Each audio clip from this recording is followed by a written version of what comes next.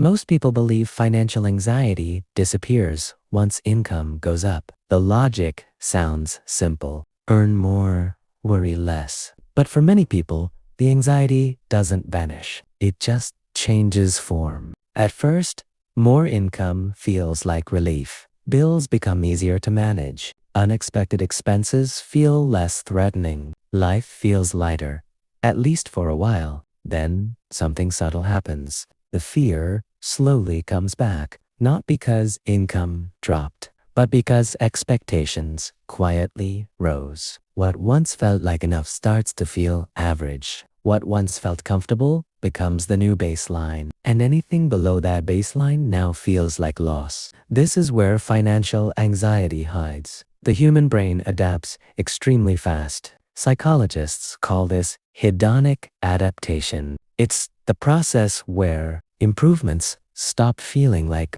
improvements once they become normal. When income increases, spending often follows. Not always out of greed, more often out of maintenance. A better apartment feels necessary. Convenient subscriptions feel justified. Small upgrades turn into permanent costs. None of these choices feel reckless. They feel reasonable. But together, they create a quiet trap. More money doesn't buy peace. It buys a more expensive version of stability. Now, the cost of feeling okay is higher, and the fear of falling below that level becomes stronger. This is why people earning twice as much often feel just as anxious as before. The anxiety isn't tied to income. It's tied to the gap between expectations and reality. The mind doesn't ask, "Do I have enough?" It asks, "Can I maintain this?" And maintaining becomes its own source of stress.